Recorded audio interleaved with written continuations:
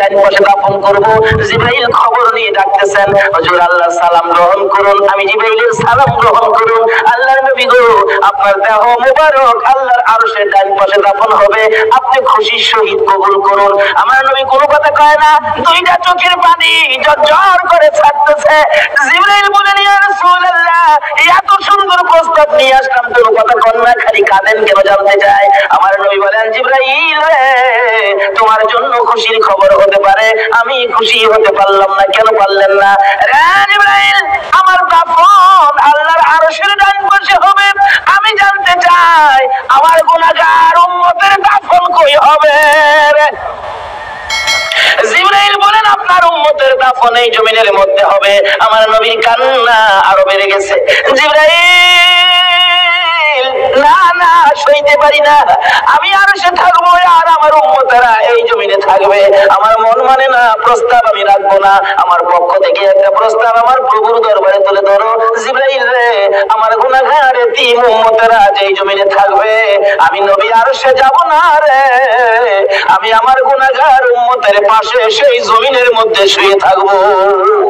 আরে দয়ালো নবী, প্রেমের ছবি আর আসবে না জগতে, আমার দয়ালো নবী, প্রেমের ছবি আর আসবে না, আর আসবে না। হাসর দিনে উম্মত বিনে, হাসর দিনে উম্মত বিনে যাবে না নবীজি বেহেশতে। দয়ালো নবী, প্রেমের ছবি আর আসবে না জগতে, আমার দয়ালো নবী, প্রেমের ছবি আর আসবে না। 63 সাল জিন্দেগি কাছে বলে উম্মতি, 63 সাল জিন্দেগি কাছে বলে উম্মতি, এখনো কান্দে শুয়ে মদিনাতে নবী, এখনো কান্দে শুয়ে মদিনাতে। দয়ালো নবী, প্রেমের ছবি আর আসবে না জগতে, আমার দয়ালো নবী, প্রেমের ছবি আর আসবে না। বাবারা ভাইরা, এই নবীকে চিনানোর জন্য আল্লাহ যে কত কিসিমের সিস্টেম করেছে দেখছেন। নিজের নাম রাব্বুল আলামিন, বন্ধুর নাম রাহমাতাল লিল আলামিন। নিজের নাম লা ইলাহা ইল্লাল্লাহ, বন্ধুর নাম মুহাম্মাদুর রাসূলুল্লাহ। নিজের নামে 12 অক্ষর, বন্ধুর নামে 12 অক্ষর। নিজের নামে 12 অক্ষরে কোনো নক্তা নাই, বন্ধুর নামের 12 অক্ষরে কোনো নক্তা নাই। আল্লাহকে বন্ধু, তোমার নামে 12, আমার নামে 12, রাইতে দিলাম 12, দিনে দিলাম 12, 24 ঘন্টা। বন্ধু গো, তোমার আর আমার নাম একত্রিত করে কালিমাটা বানাইলাম। 24 ঘন্টায় যা গুনাহ করছে তোমার উম্মতরা, 24 অক্ষরের কালিমাটা যদি একবার লাগায়া দেয়, আমি 24 ঘন্টার গুনাহ আমি মাফ করে দিব। এইভাবে সিস্টেম করে আমার আপনার নবীকে বুঝাইতে চায়। এটা আদম নবীকে না, ইব্রাহিম নবীকে না, মুসা নবীকে না, ঈসা নবীকে না, একমাত্র বুঝাইতে চাই নবী মুহাম্মদুর রাসূলুল্লাহ সাল্লাল্লাহু আলাইহি ওয়াসাল্লামকে। এই নবীকে চিনতে পারলে কোনো সমস্যা থাকবে না, সব দূর হয়ে যাবে। আসুন, এই নবীকে চিনবেন কিভাবে? চিনাইতেছে ছোট কাল থেকে, নবী দুনিয়ায় আসে নাই, তার আগের থেকে খবর। তাওরাত, জাবুর, ইনজিল কিতাবে নবীর আগমনের খবর আছে কিনা বলুন তো? নাকি আপনারা দুনিয়াতে আইসে পরে মক্কাবাসী ভোট দিয়ে নবীরে নবী বানাইছে? আমাদের দেশের কিছু লোকের ধারণা নবীরে ভোট দিয়ে ওই বানাইছে। কি যে টানা হেসরা, কেউ কেউ নবীরে মাটিতে বানাইছে। গত 2 রাত আগে এক মাহফিলে গেছি, একবারে জোর গলায় কইতাছে, আবার যুক্তি দিতেছে। কয়, শুনেন বাবারা, এক জাতের আলেম বাইরেছে নবীরে নূর কয়। ফেরেশতারা তো নূরের তৈরি, ফেরেশতাদের কোনো প্রস্রাব পায়খানা করে? শ্রোতারা কয় না। নবী যদি নূরের তৈরি হইতো, নবী তো প্রস্রাব পায়খানা করতো না। নবী প্রস্রাব পায়খানা করছে না? আবার জিগায়। শ্রোতারা কয় জি করছে। তাইলে নবী নূর হইছেন করতে? নূরের হইলে তো প্রস্রাব পায়খানা বন্ধ হইতো কেমনে যুক্তি দিয়ে বোঝা দেয় কোন নবীরে মাটিটা বানাইছে নাউজুবিল্লাহ কান্না নবীরে মাটিটা বলে বানাইছে আমার নবী হযরত সাবের রাদিয়াল্লাহু তাআলা প্রশ্ন করেছিলেন ইয়া রাসূলুল্লাহ সৃষ্টি সম্পর্কে কিছু বলুন রাসূল বলেন আউয়ালু মা খালাকাল্লাহু নূরি নূর এই হাদিসটা কি কেউ অস্বীকার করতে পারবে আউয়ালু মা খালাকাল্লাহু নূরি রাসূল বলেন যাবে সর্বপ্রথম তোমার নবীর নূর মুবারককে সৃষ্টি করা হয়েছে এই কথাটা নবীজি বলছে তাহলে কথাটা সত্য হবে না মিথ্যা হবে নবী কইব নূর আপনি যদি কোন মাটি তাইলে কথাটা সঠিক হইল নবীজি খালি নূর এটাই না হযরত ওসমান গনি জিন্নুরাইন কিতাবের মধ্যে ওসমান গনির নামটা আসলেই লেখা হয় জিন্নুরাইন অর্থাৎ ওসমান গনি নবীজির দুই মেয়েকে বিবাহ করেছিলেন বিদায় ওসমান গনির নামের মধ্যে লকব হলো জিন্নুরাইন অর্থাৎ দুই নূরের অধিকারী যে নবী কয় নবী মাটি হ্যাঁ নিজেও করছে ওসমান গনি জিন্নুরাইন সন্তানেরা নূর আর নবী বলে মাটি এরকম কিছু ধাক্কা ধাক্কি আমাদের বাংলাদেশে আছে কিনা বলুন তো এই বলে ইসলাম তারে বিশ্ববাজারে ধ্বংস করে দিচ্ছে আল্লাহ বলছে ইসলাম আমার মনোনীত ধর্ম নবী বলছে সুন্নি জামাত আমার মনোনীত জামাত এর বাইরে কোনো জামাত নাই যদি কোন সুবহানাল্লাহ মক্কা নগর যেদিন বর্বর যুগ ছিল মেয়ে হইলে জীবিত দাফন করত জীবিত মাটি দিত আমার নবী দুনিয়াতে আসার পর এই অবস্থা যখন চলতেছিল নবীজির একজন সাহাবী যে তার নাম দাহিয়া কালবি নিজের হাতে 70 থেকে 72টা কন্যাকে জীবিত দাফন করেছে 72টা মেয়েকে জীবিত দাফন করেছে ও মা বোনেরা তোমাদের শান তোমাদের মান তোমাদের ইজ্জত বাড়িয়েছে নবী মুহাম্মদুর রাসূলুল্লাহ তোমরা তো এই নবীর পক্ষে আসতে রাজি হও না আসো আগে বাড়তেছি বলতেছিলাম তোমাদের শান ও মান কিভাবে বাড়াইছে দাহিয়া কালবি 72টা সন্তান 72টা মেয়ে আশপরশী সহ দাফন করেছে জীবিত এখন তার নিজের বাচ্চা হবে বিবির পেটে বাচ্চা ব্যবসার উদ্দেশ্যে বাইরে যাবে বিবিকে বলে গেছে বিবি যদি ছেলে হয় রাইখা দিবি সোনার প্যাকেট করে আর যদি মেয়ে হয় গলা টিপে মারবি না হয়তো ছুরি দিয়া জব করবি চলে গেছে আল্লাহর কুদরত মেয়ে হয়েছে মেয়েটা এত সুন্দর একবারে বাপের চেহারা সেই জন্য দরদি মা মেয়েটার নাম রাখছে জামিলা জামিলা শব্দের অর্থই হলো সুন্দর এক বছর 2 বছর 3 বছর 4 বছর বয়স হয়ে গেছে দাহিয়া কালবি বাড়িতে আসছে আসার পরে বলতেছে মা তোমার আব্বু যাও যাও তাড়াতাড়ি যাও আব্বুর গলায় ধরছে আব্বু আব্বু কোত্থেকে আইছো আমার জন্য কি আনছো মজা আনছো নি আব্বু দাহিয়া কালবি জিগায় বিবি কার স্বামী গো তোমার ওই একবার তোমার চেহারা আমি মারতে পারলাম না ও মা বোনেরা তোমরা জীবিত দাফন করতো গলা টিপে মারতো আর এই নবী আয়া তোমরা দাম কত বাড়াইছে দাহিয়া কালবি বলেন বিবি এ কি করলি আমার গলায় কলঙ্কের হার পরাইলি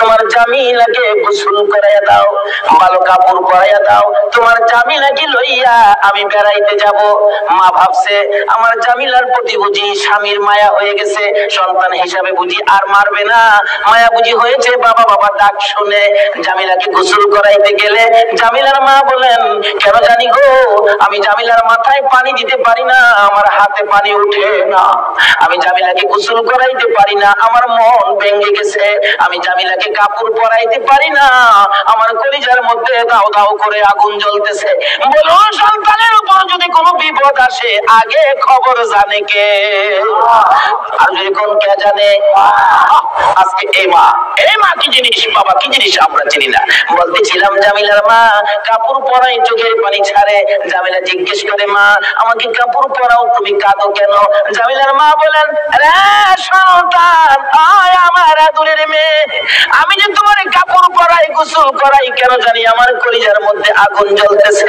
বুঝি না তোমার বাবা জানি কোন বেড়ানি বেড়া। সঙ্গী করে নিয়ে রওনা হলেন। মা পিছন থেকে ডাকতেছে, জামিলা রে, আমি মার বুক খালি করে যাইস না রে জামিলা, যতক্ষণ পর্যন্ত বাড়িতে ফিরে না আসবি আমি মা রাস্তাটার মধ্যে দাঁড়াইয়া থাকবো। দুঃখিনী মা রাস্তায় দাঁড়িয়ে আছে। ও মা বোনেরা, তোমরা কেন এই নবীরে চিনো না? দাঁড়িয়ে আছে। একটু পর একটু সময় পার হয়ে যায়, জামিলাকে নিয়ে এক পাহাড়ের চিপায় চলে গেছে।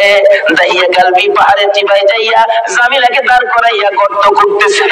গর্ত করতে করতে এই পরিমাণ গর্ত হয়ে যাওয়ার পর জামিলা জিগাই, বাবা গো, এত কষ্ট করে গর্ত করতেছো কেন? তুমি না বেড়াইতে যাইবা? বাবা চলো না আমরা বেড়াইতে যাই। এই কথা বলতে দেরি নিষ্ঠুর পাষাণ দাহিয়া কালবি জামিলাকে ঘাড় ধরে গর্তের ভিতরে ফেলাইয়া বুকের উপর পাড়া দিয়া দাঁড়াইয়া বড় বড় পাথরগুলো বুকে মারতেছে। জামিলা এমন একটা চিৎকার মারে আল্লাহর আরশ পর্যন্ত কেঁপে ওঠে। আল্লাহু আকবার। জামিলা ডাকতেছে, বাবু কোন অপরাধে কই আমার বাবা আমারে মারে? মাইরো না, আমি মেয়ে হইয়া জন্মের পরে যদি তোমার কলঙ্ক হয়, বাবা গো আমার মাইরো না, আমারে ছেড়ে দাও। আমি জামিলা এমন একটা দেশে চলে যাব যেখানে মানুষ গাহিয়া কালবি চিনে না। নিষ্ঠুর পাষাণ পিতা মানলো না, বুকের উপর পাড়া দিয়ে পাথরগুলি দিচ্ছে। একটু পরে পরে মেয়েটা ডাকে, বাবা গো আমারে মাইরো না। শেষ নিঃশ্বাসটা যখন বাহির হয়ে যায়, বালু দিলেন, পাথর দিলেন, পাথর ফাইটা বালু ফাইটা শব্দটা বাহির হয়, বাবা গো আমারে মাইরো না। শেষ নিঃশ্বাস ত্যাগ করে বিদায় হয়ে গেলে দাহিয়া কালবি বলেন, আমি যতদূর যাই আমার কানের মধ্যে আওয়াজ আসে, সন্তান আমারে ডাকতেছে, বাবা গো আমারে মাইরো না। মনটা মানতেছে না, কি করলাম? এত সুন্দর করে আমারে বাবা কইয়া ডাকতো। দৌড়ে বিবির কাছে গিয়ে কাঁদতেছে, বিবি গো, ও বিবি আমার জামিলা কই গো বিবি? বিবি কান্দে, স্বামী আমার কলিজাটা কেন জানি ধাউ ধাউ করে আগুন জ্বলতেছে। বিবি গো, আমি তো তোর জামিলা রে জীবিত দাফন করে আসছি। বিবি কান্দে, স্বামী কি করলা? একটা দৌড় মারছে আমার নবীজির দরবারে, ইয়া রাসূলুল্লাহ আমি দাহিয়া কালবি অপরাধী আপনার কাছে আসছি। কি করেছো হুজুর? আমি 70 থেকে 72টা মেয়ে জীবিত কবর দিয়েছি, কিন্তু শেষ মেয়েটা আমার নিজের মেয়েটা ছিল, এত সুন্দর চেহারা ছিল। হুজুর আমার যখন বাবা কইয়া ডাকছে গো, এখন তো আমি ডাক আর বলতে পারি না। হুজুর গো, এই অপরাধ কি আমি ক্ষমা পাবো? আমার নবী বলেন, দাহিয়া কালবি রে, আয় আমার পাশে আয়, আমার হাতে হাতটা লাগাইয়া একবার কালিমা শরীফ পাঠ করে দে, আমি তোর পক্ষ থেকে আল্লাহর কাছে ক্ষমা চাবো, আমার আল্লাহ তোরে ক্ষমা করে দিব। আমার নবী ওই দিনের পর ঘোষণা করে দিলেন, আর কোন মেয়ে সন্তান মারা যাবে না, জীবিত কবর দেওয়া যাবে না। যার একটা মেয়ে হবে সে বেহেশতি হবে, যার 2টা মেয়ে হবে সে বেহেশতি হবে, যার 3টা মেয়ে হবে আমি রাসূলের সাথে বেহেশতি হবে। জোরে কোন সুবহানাল্লাহ। বলুন মেয়ের দাম বাড়াইছে কিনা আমার নবী? এখন মহিলারা এই নবীর পক্ষে আসা দরকার আছে কিনা? ও মা বোনেরা, যদি আমার নবীর পক্ষে আসতে পারো, দেখো না পুরস্কার কি আসে। বলতেছিলাম নওফেলের মেয়ে মরিয়ম তরবারিটা হাতে লইয়া যুদ্ধের পোশাকটা পরে ঘোড়ার উপর সওয়ার হইয়া ডাক মারছে, একটা চক্কর লাগাইয়া, রে মক্কার যুবতীরা আয়, আমি নওফেলের মেয়ে মরিয়ম ডাক দিলাম। ডাক দেওয়ার সঙ্গে সঙ্গে 200 যুবতী মহিলা নওফেলের মেয়ে মরিয়মের পক্ষে এসে গেছে। সুবহানাল্লাহ। আমার নবীর নূরে মুহাম্মাদের পক্ষে নওফেলের মেয়ে মরিয়ম আগে তরবারি ধরেছে। মহিলারা গো, তোমাদের ভাগ্য ভালো গো, তোমরাই তো আমার নবীর পক্ষে আগে গিয়েছো। এবার তরবারি লইয়া খানে কাবার চারপাশে দাঁড়ায় গেছে যুবতীরা। আব্দুল মুত্তালিবের পাশে যাইয়া তরবারি উড়াইছে নওফেলের মেয়ে মরিয়ম। রে আব্দুল মুত্তালিব, আব্দুল্লাহর গলায় ছুরি দেওয়া যাবে না। আব্দুল্লাহর গলায় যদি ছুরি দিতে চাও, এই যে দেখো 200 তরবারি তোমার পাশে দাঁড়াইয়া গেছে, আজকে আমি এই মক্কা নগরীতে রক্তের বন্যা বসাইয়া দেব, পারবা না দিতে? একটু পরে গো আপনাদের মতো যুবকেরা তরবারি লইয়া চারপাশে ঘেরাও করে ফেলেছে। যুবকেরা ডাকতেছে, ও আব্দুল মুত্তালিব, আব্দুল্লাহর গলায় ছুরি দিতে দেব না, আমাদের রক্ত থাকতে আব্দুল্লাহকে জব করতে দেওয়া হবে না। ব্যবসায়ীরা দোকানপাট বন্ধ করে খানে কাবার চারপাশে ঘেরাও করে ডাকতেছে, রে আব্দুল মুত্তালিব, আব্দুল্লাহকে জব করা যাবে না রে, আব্দুল্লাহ মক্কা নগরীর সম্পদ, আব্দুল্লাহর দেখে আমরা ব্যবসায় গেলে ব্যবসায় লস হয় না, আব্দুল্লাহকে দেখে কাজ কামে গেলে কাজ কামে বিপদ হয় না। জোরে জোরে কন্যা সুবহানাল্লাহ। আমার আল্লাহ বলেন, কেন বিপদ হবে? আব্দুল্লাহর দেখে গেলে আব্দুল্লাহর কপালে যে রাহমাতাল লিল আলামিন, কেন বিপদ হবে? মা বলে না, তোমার মতো মহিলা ছিল নওফেলের মেয়ে মরিয়ম, নিজের জীবন দিতে রাজি, আমার নবীর বাবা কুরবানি হইতে রাজি না। ডাকতেছে, দেওয়া হবে না। আল্লাহর কুদরত 100 বারের মাথায় টান দিলে আব্দুল্লাহর নাম আসলো না, 100 উটের নাম আসলে নবীজির দাদা আব্দুল মুত্তালিব সঙ্গে সঙ্গে খানায় কাবার সামনে 100 উট কুরবানি করে দিলেন। আদায় হয়ে গেল। এবার বড় হইতে শুরু করলো খাজা আব্দুল্লাহ। 19 বছরে পৌঁছলে নওফেলের মেয়ে মরিয়ম বারবার খালি ডাকে, কি আব্দুল্লাহ রে, তোর পায়ে দড়ি, তোর বাবারে বলিস আমারে নি তোর বউ বানাবো, তোর ঘরে নি তুইলা নিব। ও আব্দুল্লাহ, আমার বাবার কোটি কোটি টাকার সম্পদ, কেউ নাই, আমি মাত্র আছি। আব্দুল্লাহ রে, কথা দিলাম রে, আমার বাবার সকল সম্পদ আমি তোর পায়ের মধ্যে ঢাইলা দিব। আব্দুল্লাহ, তোমার কপালে যা দেখি রে, নবীর আশায় আমি সব ঢাইলা দিব। কিন্তু এইভাবে প্রস্তাব খালি আসতেই থাকে, কয়জনের প্রস্তাব শুনবে? অবশেষে লম্বা ঘটনা, মদিনার ছোট কালের বন্ধু ছিলেন ওহাব জোহরি। এবার চলে গেলেন ওহাব জোহরির বাড়িতে। দোস্ত আছো বাড়িতে? তোমার না ছোট্ট কালে একটা মেয়ে দেখছিলাম, যে মেয়েটা খুব সুন্দরী, মেয়েটার নাম ছিল আমেনা, মেয়েটা কি বিয়ে দিয়ে দিছো? না, বিয়ে দেই নাই। তাহলে আমার পোলা আব্দুল্লাহ খুব সুন্দর, তোমার মেয়ে আমেনা খুব সুন্দর, চলো আমরা বিয়ের কাজটা শেষ করি। বৃহস্পতিবার দিবাগত রাত্রে মা আমেনা আর খাজা আব্দুল্লাহর সাথে বিবাহ হয়ে যায়। জোরে জোরে কোন সুবহানাল্লাহ। খাজা আব্দুল্লাহ মা আমেনা যেই রাত্রে জুমার রাত্রে বাসর ঘরের মধ্যে গিয়েছিলেন, আমেনা বলেন, আমি দেখি খাজা আব্দুল্লাহ আমার কপালের মধ্যে জুমা খাইছে। সুবহানাল্লাহ। যখন খাজা আব্দুল্লাহ আমার কপালের মধ্যে জুমা লাগাইতেছে, আমি দেখি আকাশ থেকে একটা নূরের অংশ আমি আমেনার ভিতরে ঢুকছে। আমেনা বলেন, একটা পূর্ণিমার চাঁদ যেন আমার কলিজাটার মধ্যে ঢুকছে। কি দেখলাম আশ্চর্য হয়ে গেলাম। লম্বা ঘটনা সংক্ষেপ করলাম। এবার আব্দুল্লাহ শ্বশুর বাড়ির থেকে বেড়াইয়া আসতেছে। নওফেলের মেয়ে মরিয়ম 2 দিন 3 দিন হয় আব্দুল্লাহরে দেখে না, কলিজা মানে না। হঠাৎ দেখে রাস্তা দিয়ে আসতেছে, দাঁড়িয়ে আছে, আব্দুল্লাহরে দেখা যায়, কিন্তু আগের আব্দুল্লাহ তো না। ব্যাপারটা বুঝি না। বাড়ির কাছাকাছি আসলে ডাইকে আব্দুল্লাহরে ঘরে নিত, আজকে ডাক দেয় না। নওফেলের মেয়ে মরিয়ম ঘরের ভিতরে ঢুকতেছে, 2টা চোখের পানি ছেড়ে দিছে। মাউদ, মনের আশা বুঝি পুরা হইল না। খাজা আব্দুল্লাহ নিজেই পিছে গিয়ে ডাকে, রে মরিয়ম, অন্যদিন আমারে ডাকতা, আজকে কেন আমারে ডাকো না? ব্যাপারটা কি জানতে চাই। এবার চোখের পানিগুলি মুছতেছে আর বলতেছে, আব্দুল্লাহ রে, আজকে তো আগের আব্দুল্লাহ দেখি না, যা দেখি আমি পাগল ছিলাম রে, তারে তো তোর কপালে দেখি না। রে মা বোনেরা, পাগল হও না গো আমার নবীর জন্য।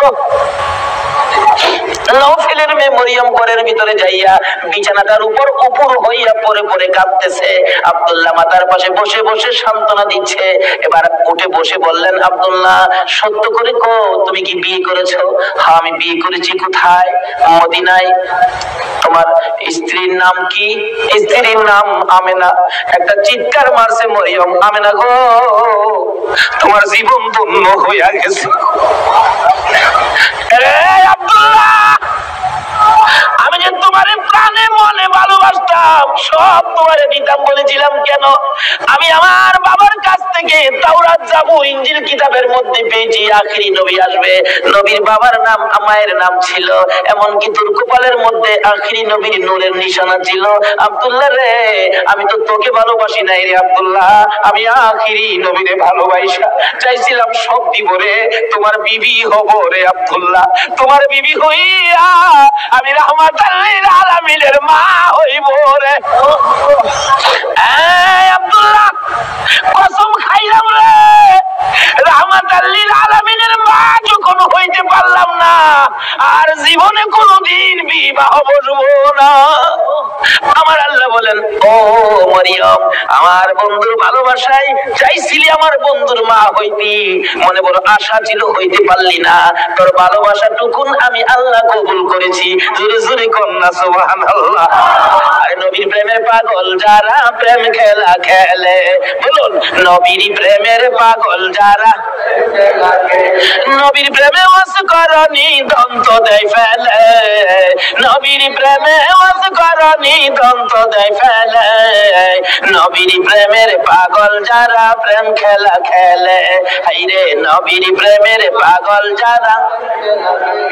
হানজালা পাগল ছিল, নবীর প্রেমে জীবন দিল, হানজালা পাগল ছিল, নবীর প্রেমে জীবন দিল, গোসল করাইলো তারে ফেরেশতার দলে, গোসল করাইলো তারে ফেরেশতার দলে, নবীর প্রেমের পাগল যারা প্রেম খেলা খেলে, হাইরে নবীর প্রেমের পাগল যারা।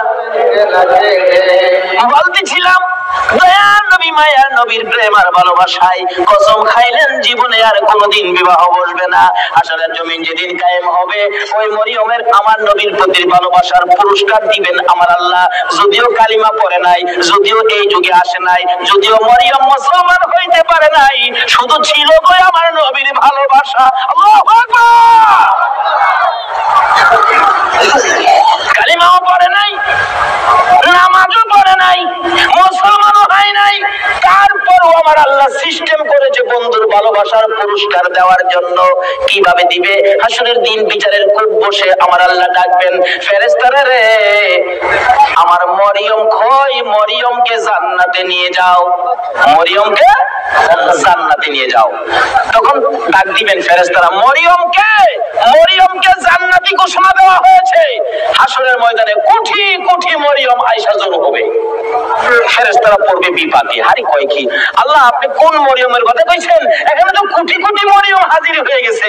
আল্লাহ বলবেন, আরে না, এই মরিয়ম না তো, ঈসা নবীর মা মরিয়ম কই দেখেন। ঈসা নবীর মা মরিয়মকে ডেকে আনবেন। ঈসা নবীর মা কই, আমি, আপনি জান্নাতি হবেন, যান, আপনি জান্নাতে যান। অন্যান্য মরিয়ম নামের মহিলারা এবার চোখের পানি গুলি ছাড়তে থাকবে, ঠোঁট দুইটা ভাঙতে থাকবে, চেহারাটা কালো হয়ে যাবে। আমার আল্লাহ বলবেন, রে ফেরেশতারা, মরিয়ম নামের মহিলাদের মনটা খারাপ হয়ে গেছে, যা, আমি আজকে ঈমান বুঝি না, নামাজ বুঝি না, রোজা বুঝি না, কালিমা বুঝি না, এই মরিয়ম নামের যত মহিলা আছে, বলুন নওফেলের মেয়ে মরিয়ম পড়ছে কিনা? পড়ছে, পড়ছে। রে ফেরেশতারা, মরিয়ম নামের যত মহিলা এই ময়দানে আছে রে, আমি সবাইকে আজকে মাফ করে দিলাম। নবীর ভালোবাসায় ওই মরিয়মকে ভিতরে ঢোকানোর জন্য আমার আল্লাহ সাধারণ ক্ষমার ঘোষণা দিয়ে দিছে। আল্লাহু আকবার। ভালোবাসার পুরস্কার কত, আসুন আরো সামনে বাড়ি। কষ্ট হইতাছে আপনাদের? নবীর জন্য কষ্ট করবেন না, কষ্টটা কার জন্য করবেন? আল্লাহু আকবার। আসুন না আগে বাড়ি। ছিলাম নবীর ভালোবাসায় যারা বসে আছো গো, পুরস্কারের বাজেট আমার আল্লাহ করতেছে, আর একটু অপেক্ষা করুন, বাজেট ঘোষণা হয়ে যাবে। সুবহানাল্লাহ। কিভাবে ঘোষণা হবে? এই তো সামনে আসতেছে।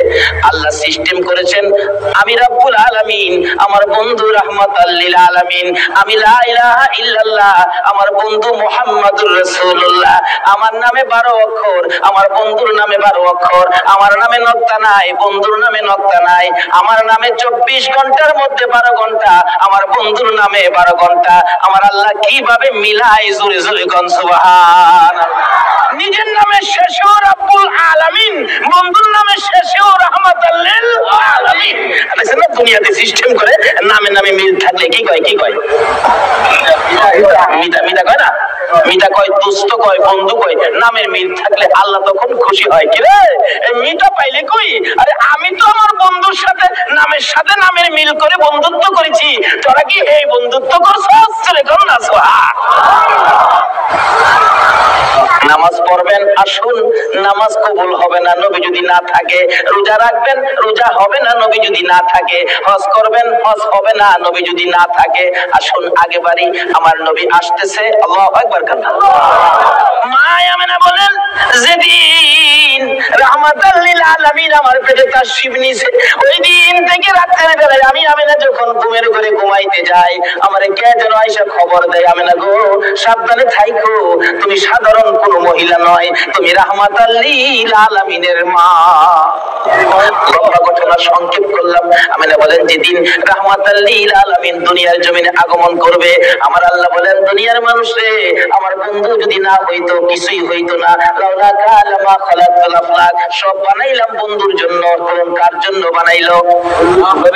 আমার আল্লাহ বলেন, আমার বন্ধু বিশেষ মেহমান। সুবহানাল্লাহ। আমার বন্ধু বিশেষ মেহমান। বন্ধু যাওয়ার আগে আদম নবী পাঠাইলাম, যাও ক্লিয়ার করো। শীষ নবী পাঠাইলাম, ক্লিয়ার করো। মুসা নবী পাঠাইলাম, পরিষ্কার করো। ইব্রাহিম নবী পাঠাইলাম, সুন্দর করে সাজাও। সমস্ত পৃথিবীকে প্যান্ডেল বানাও। সমস্ত পৃথিবী হলো নবীর আগমনের প্যান্ডেল। আল্লাহু আকবার। সমস্ত পৃথিবী নবীর আগমনের প্যান্ডেল। নবী যদি না হইতো পৃথিবী হইতো না। বলুন, এই মাহফিল যদি না হইতো প্যান্ডেল কি হইতো? প্যান্ডেলের কারণ মাহফিল। আমার আল্লাহ বলেন, পৃথিবীর কারণ আমার বন্ধু।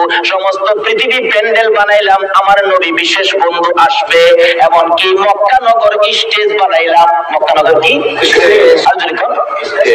মক্কা নগর স্টেজটা মক্কা নগরী বানাইলো কেন? মক্কাতে মানুষের কষ্ট, যেহেতু আল্লাহর সৃষ্টি কিছুই নাই। আমার আল্লাহ কয়, মক্কা নগরী পাথরের দেশ, মানুষের খাবারের কোনো জিনিস নাই, এই জায়গাটার মধ্যে আমার নবীরে পাঠায়। জোরে কর না সুবহানাল্লাহ। নবী যখন এই জায়গার মানুষের দুঃখ দুর্দশা দেখে আমার কাছে আবদার করবে, আমি আল্লাহ নবীর আবদারে সব বাজেট দিয়ে দিব। বলুন তো, নবীর বরকতে মক্কা মদিনায় যে বাজেট আমার আল্লাহ দিয়েছে, পৃথিবীর কোন দেশে এই বাজেট আছে? সমস্ত পৃথিবী প্যান্ডেল, মক্কা নগর হলো স্টেজ, মা আমেনার কুল হইল আসন। মা আমেনা বলেন, যেদিন আমার শিশু নবী দুনিয়ায় আসবে, রাত্র 3টার দিকে আব্দুল মুত্তালিব বলেন, খবর পাইলাম আকাশে আমার নাতি হবে রে, নাম হবে মুহাম্মাদুর রাসূল। এই খবরটা পাই আব্দুল মুত্তালিব একটা চিৎকার মারছে, আমার নাতি হয়েছে রে। দৌড়াইয়া আমেনার ঘরের দরজাটার সামনে দাঁড়াইয়া ডাকাইতেছে, আমেনা রে দরজা খুলে দে, আমার এই তিন নাতিটারে আমার কুলে উঠাইয়া দে, আমি আমার নাতিরে 2 গালে চুমাবো। আমার নাতি এতিম রে, বাবা নাই, কে আদর করবে? ভিতর থেকে উম্মে আইমান ডাকতেছে, আব্দুল মুত্তালিব আপনি কি পাগল হয়ে গেছেন? আপনার নাতি হবে না নাতিন হবে আপনি কিভাবে জানেন? এখনো সন্তানাদি দুনিয়ায় আসে নাই। আমেনা ঘুমিয়ে আছে। সুবহানাল্লাহ। আমার তোমার আমার মা বাচ্চা হলে ওয়া ওয়া করে কান্দে, হাউ হাউ করে কান্দে, পানি খায়, মাথায় পানি দেয়। এবার উম্মে আইমান বলেন, আব্দুল মুত্তালিব গো, আমেনা ঘুমায় আছে, কোনো খবর পাইছি না।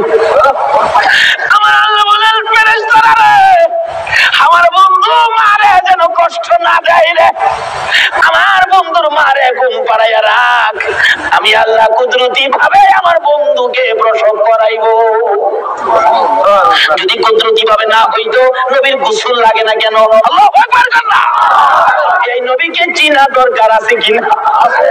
আমার আল্লাহ কয়, ফেরেশতারা রে, আমার বন্ধুরে ঘুম পাড়াইয়া রাখ, আমার বন্ধুর মা আমেনাকে ঘুম পাড়াইয়া রাখ, আমি আমার বন্ধুকে কুদরতি ভাবে বাহির করব। এমন কুদরতি ভাবে বাহির করব রে, আমার বন্ধুর গোসলের প্রয়োজন হবে না। তার নবী মায়ার নবী দুনিয়াতে আসবে, দাদা আব্দুল মুত্তালিব দরজায় দাঁড়াইয়া কান্দে, এই উম্মে আইমান দে আমার কুলে উঠাইয়া দিয়ে দে। উম্মে আইমান বলেন এখনো সন্তানাদি হয় নাই, ছেলে হবে না মেয়ে হবে কিভাবে জানি, এখনো তো কোনো সন্তান আসে নাই, আমেনা তো ঘুমিয়ে আছে, কোনো খবর পাইতেছি না। হঠাৎ করে আব্দুল মুত্তালিব বলেন তোমরা কি খবর পাও নাই নাতি যে হবে রে?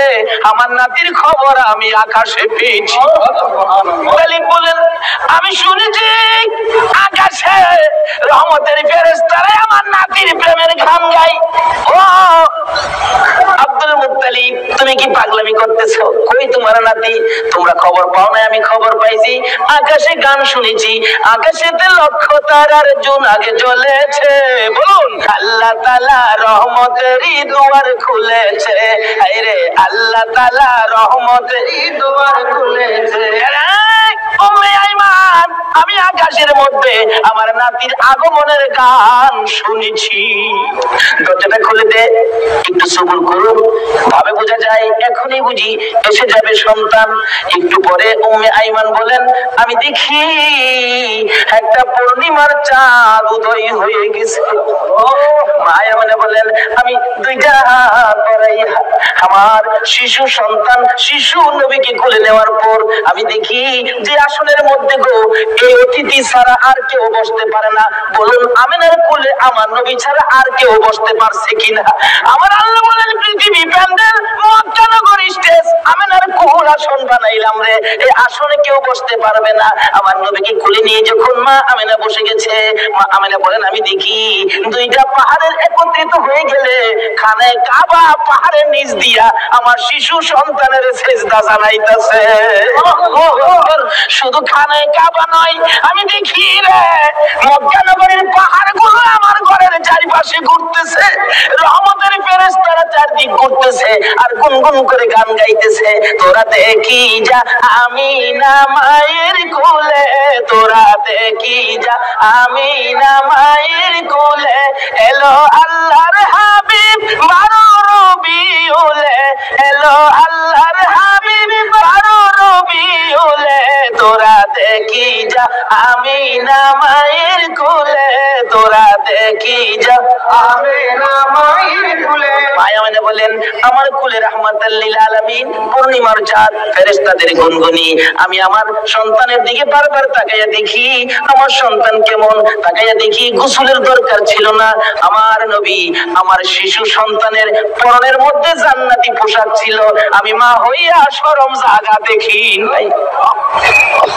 এই নবীরে চিনো গো, এই নবী ব্যতীত বিপদ উদ্ধার হবে না। মায়া মানে বলেন কোলের মধ্যে নিয়ে বসে থাকি, আমার প্রাণ ঠান্ডা হয়ে যায়। মক্কা নগর আনন্দের ঢেউ খেলতেছে, খানে কাবা পর্যন্ত খুশিতে নাচতেছে নবীরে পাইয়া। এখন আপনারা নবীরে পাইয়া খুশি না বেজার? খুশি। আমরা নবীরে ভালোবাসি, বলুন কার নির্দেশে?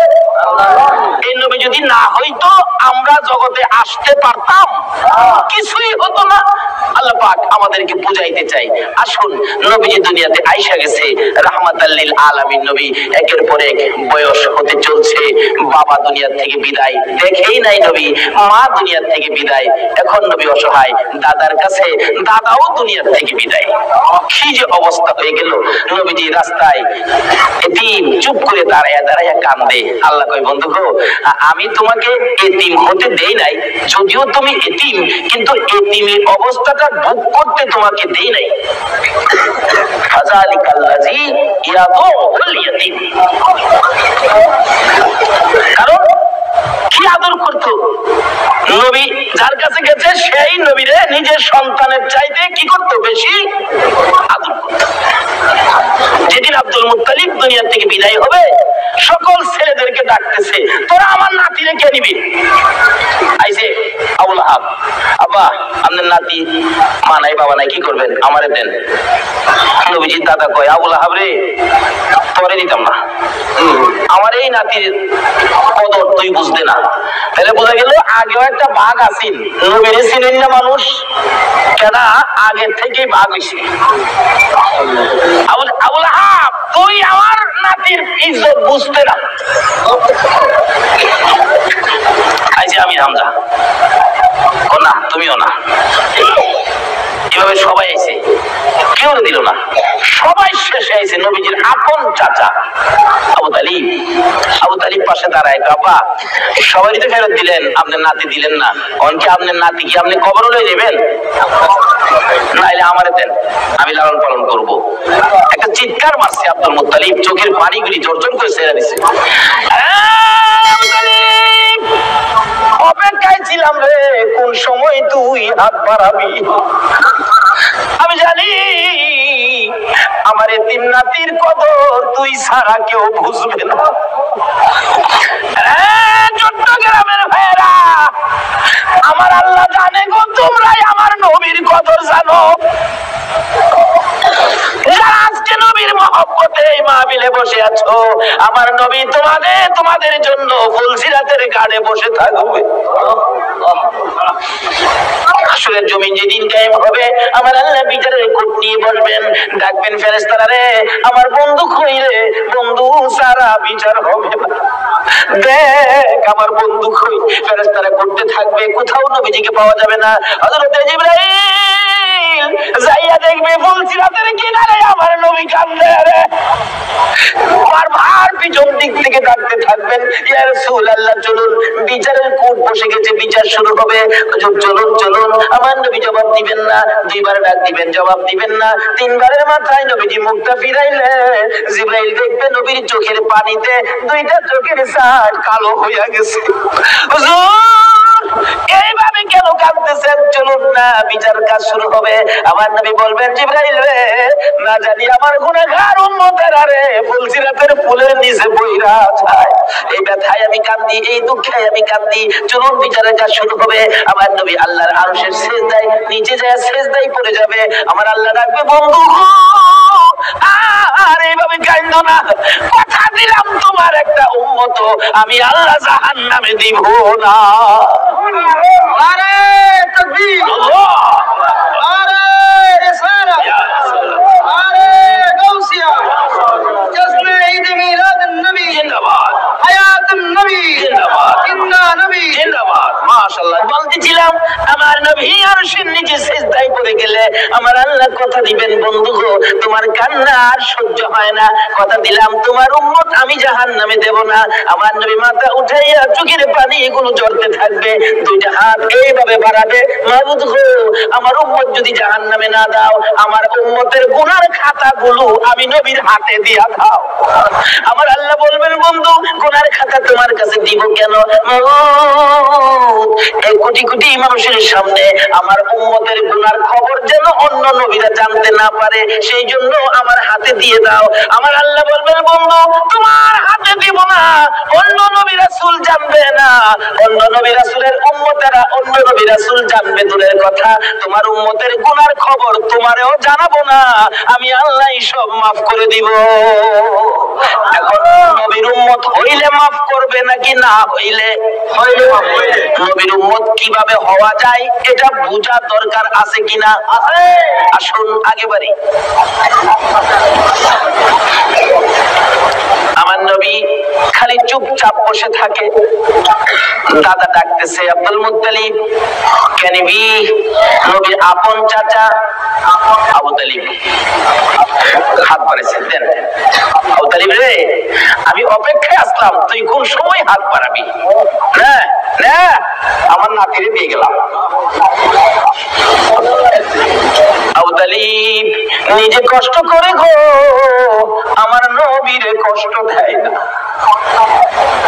নিজে যদি এক ওয়াক্ত খানা নাও খায় আমার নবীর খানার বন্ধক কম দেয় না, নিজের সন্তানেরা যদি নাও খায় আমার নবীর খানা ঠিক আছে, অর্থাৎ আমার নবীরে কষ্ট দেয় না। অভাবী সংসার কিতাব বলে আরব দেশে অভাব, তখনকার সময় অভাব ছিল। নবীজি চাচা আবু তালিবের ঘরে কিন্তু অভাব, আবু তালিব ভাবতেছে ভাতিজাটা আমার ঘরে, অভাবের জন্য কি করবো, একটা ব্যবসার সফর দিয়ে আসি, শেষ বয়স, বুড়া বয়স, কিন্তু 70-72 জনের একটা কাফেলা করে ব্যবসার উদ্দেশ্যে বাহির হবে, কিন্তু নবীজির কয় না, নবীজির বয়স তখন 13 বছর। বলুন কত বছর? দুনিয়ার বয়স নবীজির 13, কিন্তু ভাতিজারে না জানাইয়া চুপচাপ যায় যাইবো গা, কারণ ভাতিজা তো খালি চাচার দিকেই থাকে বেশিরভাগ।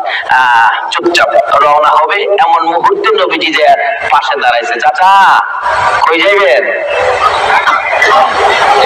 আপনি ভাবছেন আমারে না কইয়া যাইবেন গা?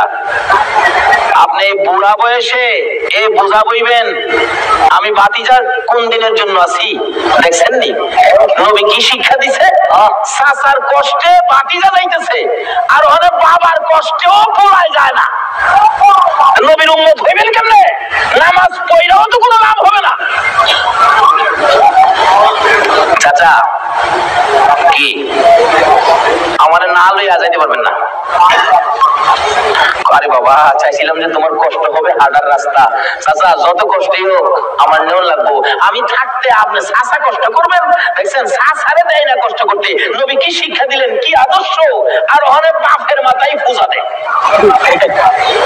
বিশ্ব নবী জন্ম নিলেন মায়া মেলার কোলে, আল্লাহ সারা মাবুদ নাই রে ধর্ম দিলেন খুলে। শক্তিশালী আরব জাতি বিরোধী ছিল যারো, টিকলো না তার গুণের কাছে আল্লাহ সহায় যারো। অস্ত্র সারা যুদ্ধ করে, অস্ত্র সারা যুদ্ধ করে, অস্ত্র সারা যুদ্ধ করে দুনিয়া করলো জয়। তাই তো আজি মানবে দানবে মুহাম্মদ নাম লয়। আসুন আলোচনা সংক্ষেপ, রাত গভীর হয়ে গেছে, দোয়া হয়ে যাবে, অল্প একটু সময় বসুন। দয়ার নবী মায়ার নবী কি শিক্ষা দিলেন? নবী আল্লাহ পাইতে গেলে ট্রান্সমিটার হলো নবী। এই নবী ব্যতীত আল্লাহর সাথে সম্পর্ক করা যাবে না। যাই হোক, এবার নবীর শিক্ষা। নবী বলেন চাচা আমারে থুইয়া যাইবেন? আমারে থুইয়া নামি যাবো লগে কি করবো? একেবারে নাসুর বান্দা যাই বই লগে রওনা হয়েছে। যাইতে যাইতে যাইতে যাইতে ওদিক দিয়া বহিরা নামে এক পাদ্রী তাওরাত জাবুর ইনজিল কিতাবে পাইছে। 13 বছর বয়সে আখিরি নবী। সুবহানাল্লাহ তোমরা 13 বছর বয়সে আখিরি নবী চাচা আবু তালিবের সঙ্গী হইয়া এই পথে ব্যবসার কাফেলার সাথে আসবে। এই তাওরাত জাবুর ইনজিলের মধ্যে খবর পায়া এই পাদ্রী রাস্তার কিনারে মুসাফির খানা করছে। মুসাফির খানা কইরা কোন মুসাফির আইলেই নিয়া নিয়া খাওয়া গিয়ে দেহে কিতাব ধরে যা। আখিরি নবী এরকম নমুনা, এরকম আকৃতি, বাবার নাম এই, মার নাম এই, চাচার সাথে আইব, এই বয়স 13 বছর বয়সে নাই তো, তো নাই দেখা খাওয়ায় বিদায় দে। পাদ্রী এইভাবে খাওয়াইতে খাওয়াইতে সারা সম্পত্তি শেষ করে ফেলছে। রাত্রে বসে বসে কাঁদে, আকাশের মালিক আমার কি মনের আশা পুরা হবে না? সব শেষ করে দিলাম আখিরি নবীরে দেখবার জন্য। সুবহানাল্লাহ করলা। পাদ্রী হইয়া নবীর জন্য পাগল গো, উম্মত হইয়া নবীর পাগল হইলাম না। তাওরাত জাবুর ইনজিল কিতাব মেফ লইয়া বসে আছে। হঠাৎ শেষ বয়স, বুড়া হয়ে গেছে, সেই সম্পত্তি শেষ, গরিব হয়ে গেছে, খালি কান্দে কবে আসবে আমার মনের আশা কি পুরা হবে না? হঠাৎ দেখে আবু তালিবের কাফেলা আসতেছে। ওই তার বাড়ির পাশে গাছতলায় ক্লান্ত হয়ে বসছে। রেস্ট নিবেন একটুখানি, ক্লান্তি দূর করবেন, গাছের নিচে মালামাল রেখে বসলে আব্দুল মুত্তালিব তার শেষ ছেলে আব্দুল্লাহর বড় ছিল আবু তালিব। আবু তালিব বলতেছেন তোমরা সবাই বসো। এমনি সময় খবর পাঠাইলেন পাদ্রী, দেখো তো কাফেলাটা কোথা থেকে আসছে। এই কাফেলার দিকে তাকাইলে কেন জানি রে আমার মন শান্তি লাগে। আমার সঙ্গীরা জিজ্ঞেস করে থাকে এই কাফেলাটা কোথা থেকে আসছে। মনে হয় মক্কা থেকে আসছে। কাফেলার সাইজে কয় তারা মক্কাবাসী। জিজ্ঞেস করলেন আপনারা কোথা থেকে আসছেন? মক্কা থেকে। ব্যবসার উদ্দেশ্যে যাবেন? ও সর্দারকে, সর্দার হলো আবু তালিব। আপনি সর্দার খবর দিলেন, একটা সর্দার পাইছি মক্কার কাফেলা আসছে। আমার নবীকে বলতেছেন এই তোমরা সবাই ক্লান্ত, রেস্টে থাকো। আমার নবী মুরব্বীদের কাছে বসলো না, সবাই গাছতলায় বসছে। আমার নবী 13 বছর বয়স, সবচেয়ে কম বয়সী ছিলেন কাফেলার মধ্যে। আমার নবী মুরব্বীদের কাছে বসলো না। ও বাবা যুবকেরা, আমার নবী কি শিক্ষা দিয়ে গেলেন? নবীজি দূরে যাইয়া একটা মরা গাছের নিচে বসছে। বলুন কোন গাছের নিচে? আরো জোরে কর। আমার নবী একটা মরা গাছের নিচে যেয়ে বসছে, মুরব্বীদের পাশে বসে নাই, মুরব্বীদের কাছে নবী আসে নাই। কেন? মুরব্বীরা বয়স বেশি, মুরব্বী তাদের কাছে, আমি বাচ্চা মানুষ কেমনে যাব? অনকার দিনের ছেলেরা, তরুণেরা, যুবকেরা চার দোকানে যাইয়া মুরব্বীরে কনি মারে,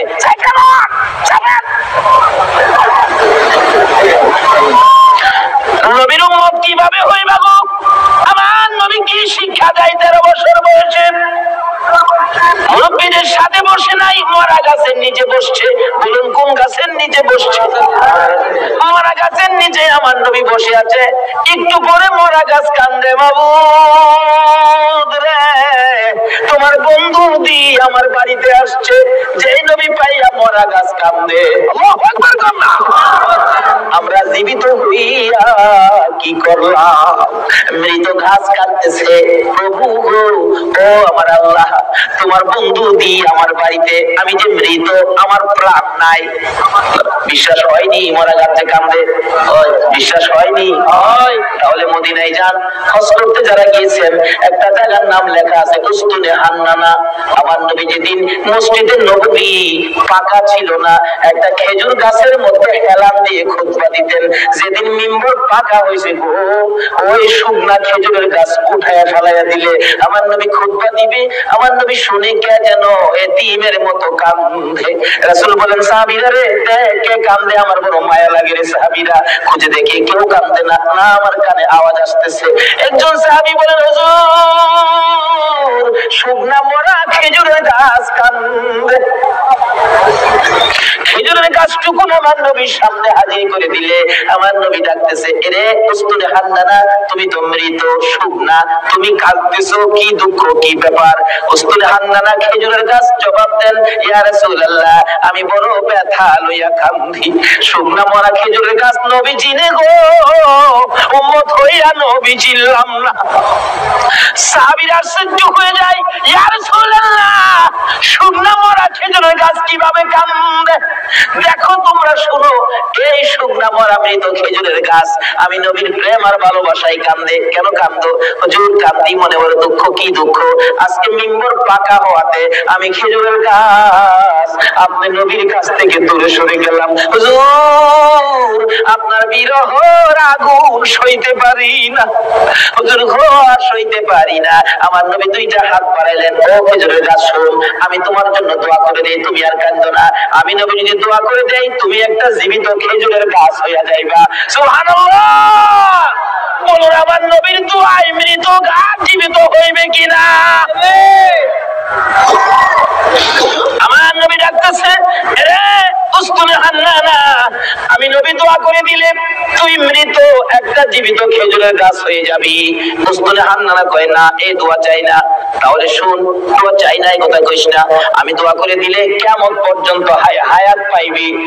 এই দোয়া চাই না। শুন, ও করিস না, তোর মধ্যে খেজুর থাকবে 12 মাস, খেজুর কমবে না।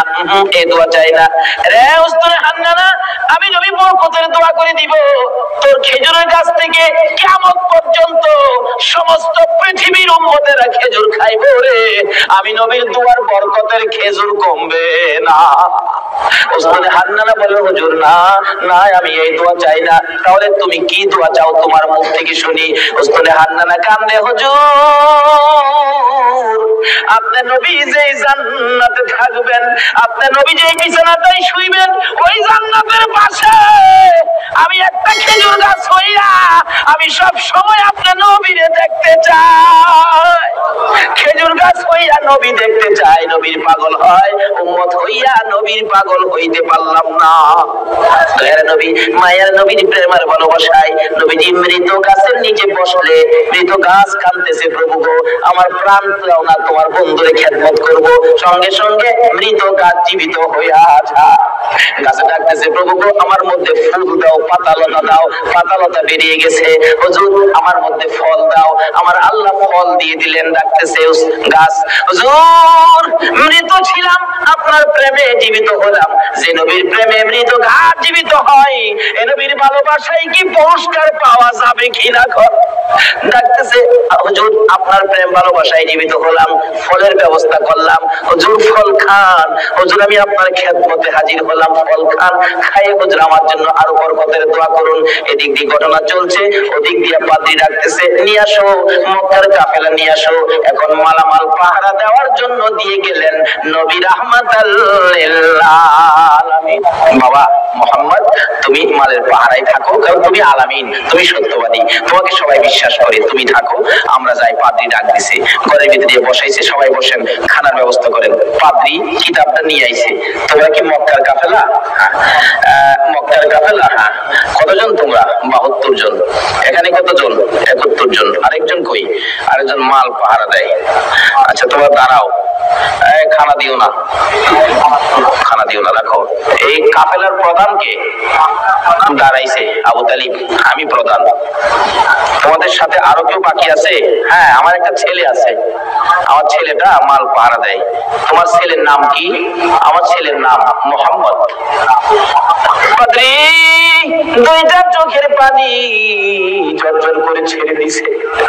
আবু তালিব রে, কই রে তোর মুহাম্মদ? যতক্ষণ পর্যন্ত তোমার মুহাম্মদকে সামনে হাজির না করবা, ততক্ষণ পর্যন্ত তোমাদেরকে খানা দেওয়া হবে না।